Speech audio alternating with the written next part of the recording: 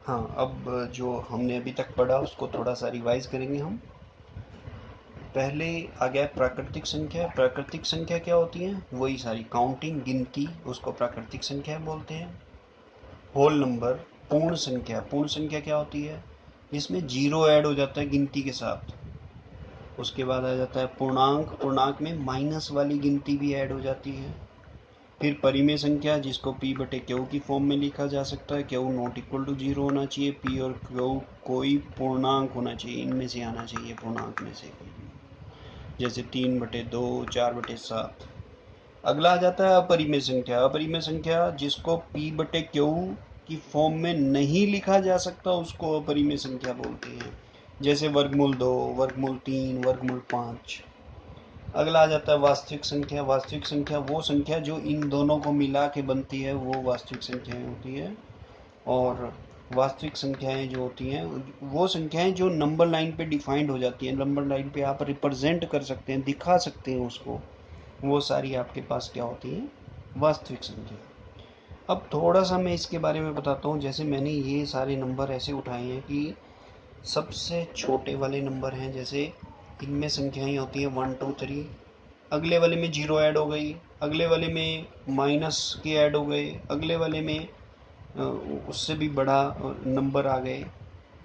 अब इसको मैं समझाने के लिए एक थोड़ा सा आपसे जैसे क्वेश्चन करूं।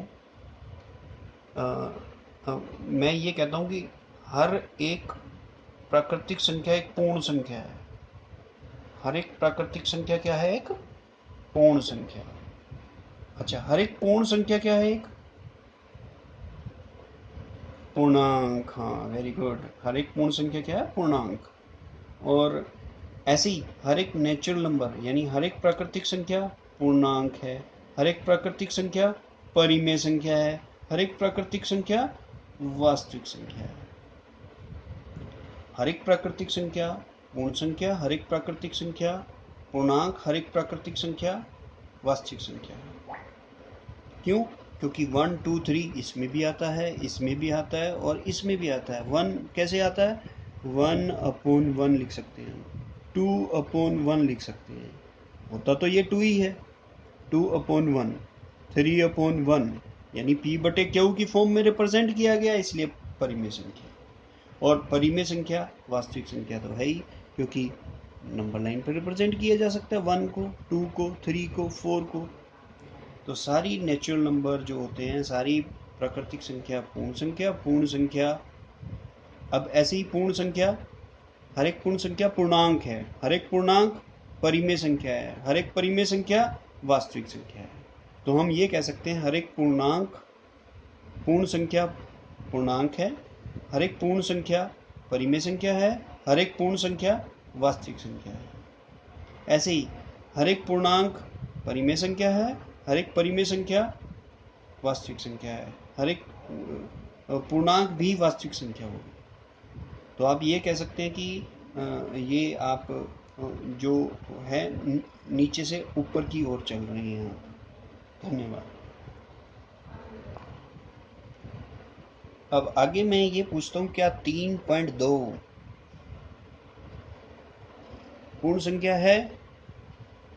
3.2 पूर्ण संख्या है? नहीं। नहीं। क्यों? क्योंकि पूर्ण संख्या में क्या आता है? काउंटिंग आता है। काउंटिंग में हम 3.2 नहीं बोलते।